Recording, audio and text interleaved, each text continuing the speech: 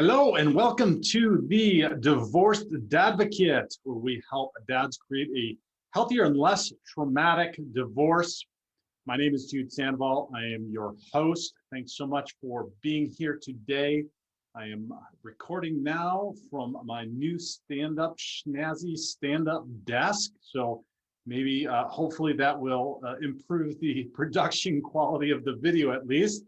Those of you who are listening, I don't know that it will matter unless of course, it may make me feel more empowered standing up and talking with more authority to you. Who knows? If you notice a difference, put some notes in the comments below in whatever platform you're listening to. But anyway, on a more serious note, today we are going to be talking about letting go and forgiveness.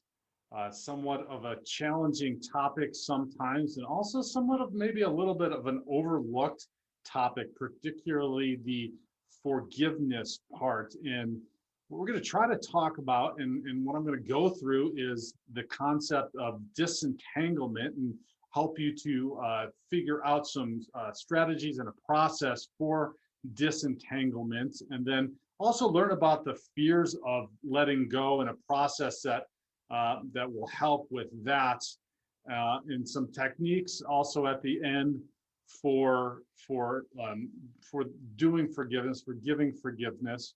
And we're going to talk about why that's a gift to you and yourself, much more so than it is to whomever you might be forgiving. But before we dive in, I just wanted to make a quick show note, and that is on the divorcedadvocate.com. We've got the cool new divorce quiz. If you're curious as to where you're at in comparison to other people who have gone through divorce, this is a fantastic tool. It's going to take you about 15-20 minutes to go through the questions.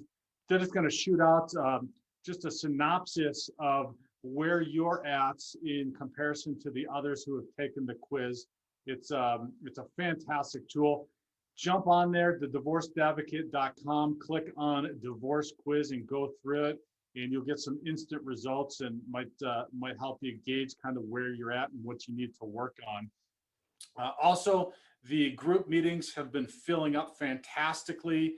Our semi-monthly Saturday meetings. So in the show notes below, check that out and sign up and get together with some other divorced or divorcing dads to share and chat about what's going on. Absolutely, positively necessary for you to surround yourself with a community of men that will support you during this challenging time. And the Divorced Dads meetup group has been a great one that's been going on, and there's been a lot of guys that have been going through the process and have been showing up, a lot who now have gone through the process and are supporting the others that are just going through it. So please check that out. It's a great free resource. All right, forgiveness and letting go. The one big thing about this is that disentanglement process that has to take place when you're going through the divorce. And the painful feelings of letting go, and the strong feelings that you have for the other person almost create this you've seen the Chinese finger cuffs thing where you're intertwined and you've got them in there. And for those of you who are listening, I'm showing with my hands where you've got your fingers intertwined together, but you're trying to pull apart and you can't because you've got too much resistance still on that. And that is the greatest challenge in this letting go part. And two common challenges are, one, remaining friends while you're going through this process. And oftentimes, particularly the person that has filed, or what Bruce Fisher calls in his rebuilding book, the dumper, wants to try to remain friends and ease this process because there's somewhat of a feeling of guilt around being the person that's maybe a little ahead of the game here and is filing. And this is a huge mistake in the sense that it does not allow either party to work through their feelings, because you can't get to a place where you are in friendship, or you are developing a friendship, if you haven't worked through the whole process of disentangling and not being in a love relationship and in a romantic relationship with that person anymore, if you haven't gone through that process and you haven't allowed the other person to go through the process of understanding and working through what those emotions are that come up, and processing those into feelings and understanding what those are. So remaining friends is one big challenge. So this doesn't mean you got to be unfriendly and not nice and just cut off all communication, because obviously as a divorcing or divorced dad, you're going to have communication. You're going to have communication with your ex in co-parenting and during the process and working out what that's going to look like. So you can still remain cordial, but the point being is, not trying to remain friends, trying to develop this kind of friendship arena or space, going out to lunch or whatever that might be, until you've allowed the person to go through the process, until you've gone through the process as well. Now, the flip side, and the second point of that, is the runaway syndrome, which is, you want to just run away from it. You don't want to deal with any of the feelings that are coming up, and you're not going to allow yourself to disentangle from your soon-to-be ex, and you're just going to find different ways in order to hide from and repress anything that's going on. And that also doesn't allow you to work through those feelings as well. And if you can avoid that, then it can be a therapeutic process in going through and dealing with those painful feelings. And none of us want to feel these painful feelings that come up. It's not something that we're hoping for. It's not something that we really look forward to. But I liken it to the same as when you make the commitment to getting fit again and getting back into the gym or starting exercise again. You know that pain is coming in your body, in your muscles, and you don't necessarily look forward to it, but you know that the outcome is going to be a greater positive in the long run than that short-term pain. And then what happens when you start getting into it, you start seeing and learning how you can deal with that short-term pain and exercising. And then it also starts to subside a little bit. You start to get used to it. And this is a really interesting, tricky one that now down the road a little bit, some of that emotional pain, some of those strong feelings after a while start to subside. Now you still get emotions coming up, but that deep pain, after you've learned to work through it and work on it, starts to subside. It's not as painful. In the beginning, it can be debilitatingly painful, just like those first few weeks of working out again. You can be so unbelievably sore and in pain, but after a while, it really starts to serve you in a more positive manner. Another point on this disentanglement is that there seems to be a connection between three of the key building blocks, the building blocks that I teach in the Divorced Dad's Blueprint. We go through these building blocks that we utilize in order to go through the process. And if you want more information on this, number one, it's based off Bruce Fisher's book, Rebuilding When Your Relationship Ends. Great book.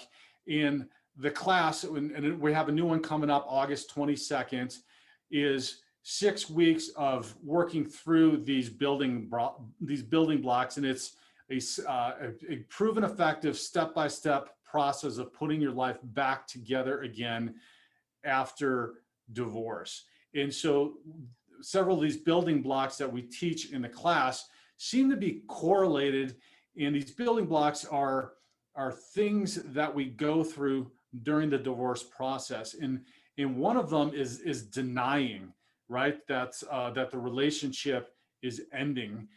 And if we can deal with that emotion of denial that it's ending, there's a great saying that your divorce might not be over, but your marriage is.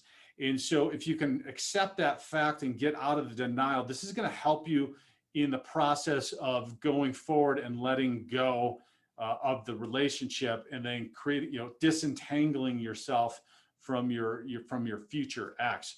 The other is grieving the loss of the relationship. This was something that I've talked about in other podcasts, and one that I truly ignored because I had no idea that there was a grieving process for the ending of a relationship. We have a grieving process for common things like the death of a loved one, and that's pretty acceptable, and we know what that process is, but nobody ever talks about, and nobody ever told me, well, there's a grieving process around the ending of your relationship. There's also a grieving process around all kinds of different things in the ending of your marriage, like that you're no longer going to, it could be, and for me, it was, I'm no longer going to have the same the same family structure and unit that I believed that I was going to have. I had to grieve that. I was going to be a single dad now. I never had thought that that was going to happen. I also had to grieve that I was only going to see my kids 50% of the time. That was also another difficult, challenging one to go through too. So going through that grieving process is going to be huge in order to start disentangling from your future ex. The last one is what we're talking about, which is letting go of the dead relationship. You may not accept the fact that your relationship is dead, but all signs are pointing to it. If you're at this process, potentially if you're listening to this, that may be the case. And letting go is one of those three. The denying, the grieving, the letting go seem to be all correlated together. So if you can work on those three steps, and the book helps. The class is absolutely phenomenal. He's surrounded with other men that are going through these steps as well. It's not all linear, but some of it is built up in kind of a pyramid shape because you go through those emotions first, and then you got to go through that process, understanding where you're at in the process, and then learning how to deal with those emotions, and then learning what your responsibility was in the ending of the relationship, and then moving forward with the letting go and self-awareness of how to have a better relationship going forward. So, I talked about the dumpers a little bit earlier, or the person who has filed for the divorce. If you have done that, it is critical that you do it with strength, courage, and firmness. Those are three important words: strength, courage, and firmness. And here's another flip side to that as well, and thinking about, because 70% of women file for divorce, and understanding that if you are the dumper, or the person who has been, has received papers, that there is an immense amount of courage that it takes in filing, even if you're the woman that is filing. So having that perspective too, in that having the strength, the courage, and the firmness to do that and start the process is not a simple process. So whichever end of the spectrum you're on, it's incredibly important to do that. If you are the one filing, make sure that you're steadfast in going forward. And if you haven't quite made that decision yet, don't do it unless you know that you've worked through being able to have that strength, courage, and firmness in moving forward, because going back and being wishy-washy, trying to be friends, just is more heart-wrenching and difficult for not only yourself, but your soon-to-be ex as well. And the other part of that is it's incredibly challenging for the children if it's back and forth and they don't see that there is some real specific, clear ways in which you are going through this process, and also helping them through the process, if you're not doing it with the strength and the firmness and the courage that you need to do that. And it's in our masculine nature to be able to exhibit those attributes, but oftentimes we lose them. So make sure that you are, if you can't, find a coach, find a therapist to help you work through that before you get into that process, because it's going to make it incredibly challenging. So let's talk about a few ways that you can let go, and some strategies for doing so.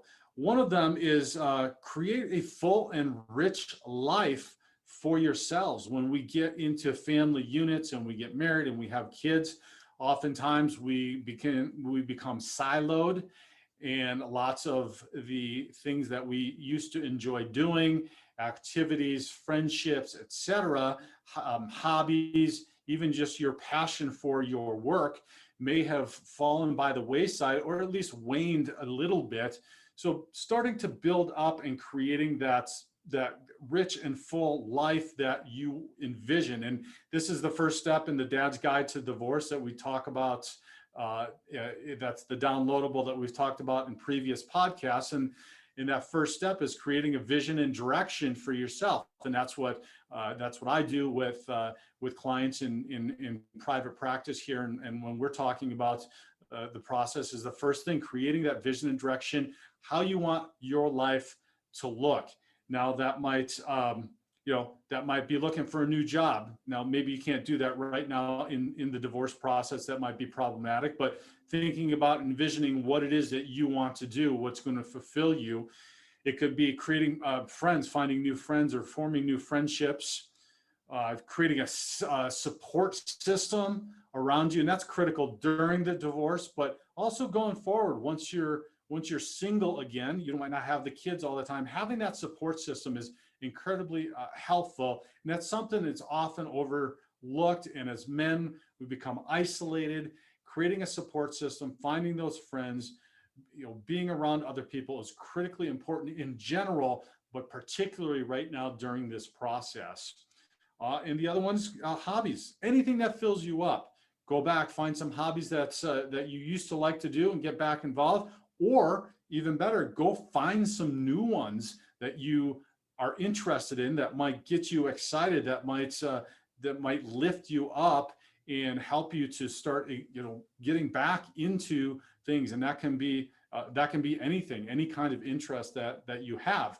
And once you start creating this rich life around you, it's going to help you in that process of letting go. You'll be able to share this with your children. You're going to create this new environment, which is what we're going to be talking about as the next step, creating an environment and starting to move forward with your life as a divorced dad. So let's talk about that second step, which is the create your environment. So first part of that is create your environment, not the environment that you have left over from the divorce or from going through the divorce.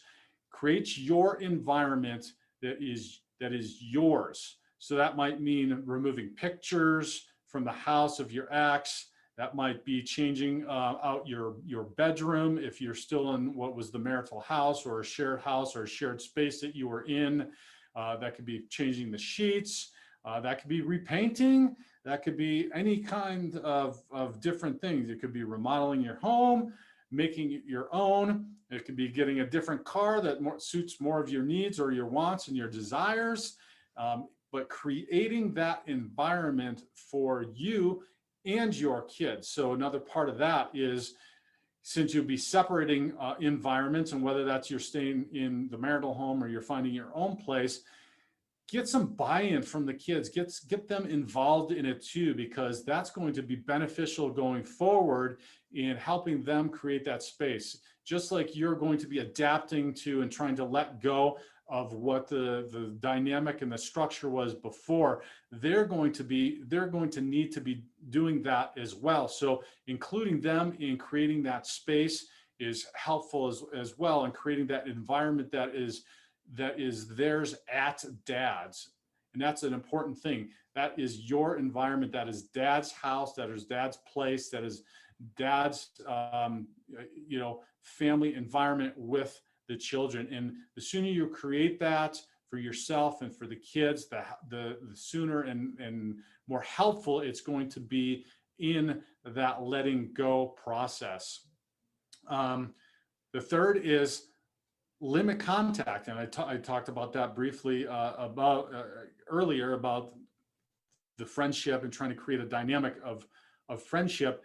Again, right now is not the best time to start trying to develop what that relationship will look like.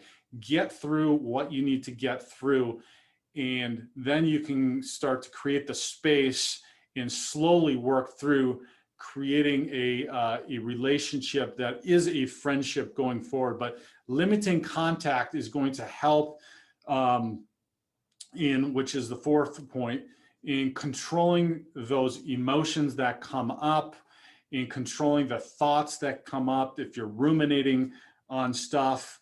And if you're not talking all the time, if you're not spending time together within reason, right? You still have kids that you need to co-parent with. There's still going to be times you need to communicate. There might be events that you need to go to. So there might be times where you need to, but if you can limit that as much as possible, outside of that, that's going to help you work through this process as much as possible and let go.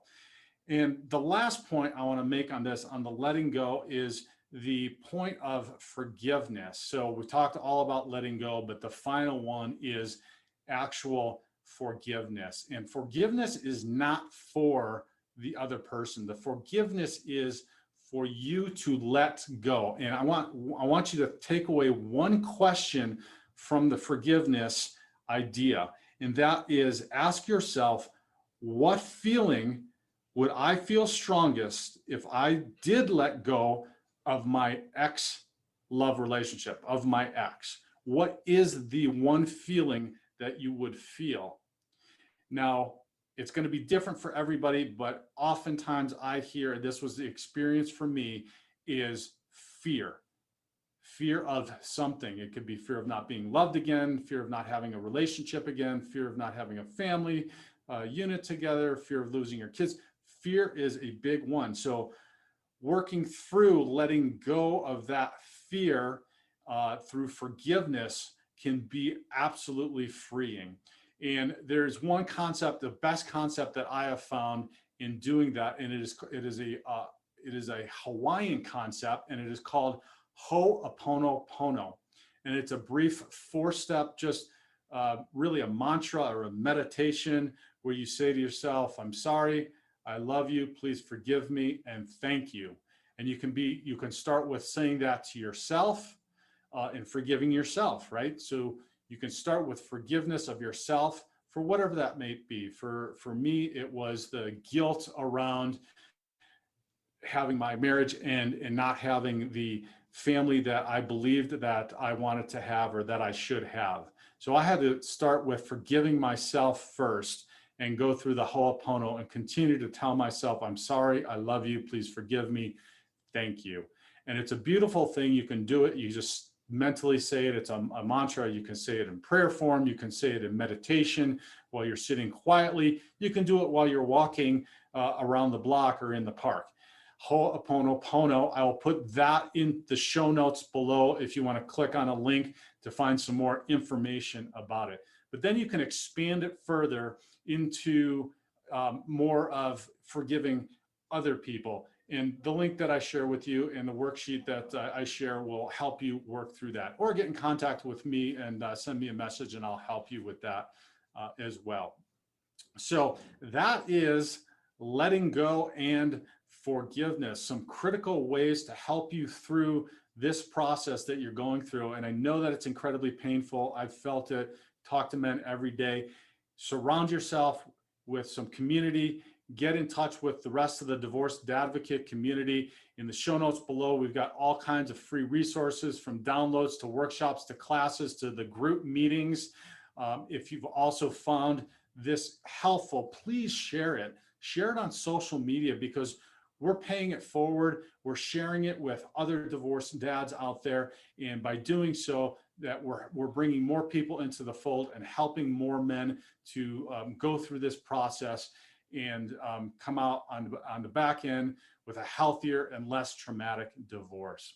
So thanks for listening today. Again, like us, subscribe to us, share with your friends. And my name is Jude Sandoval, the Divorced Dadvocate, and we'll talk to you next week.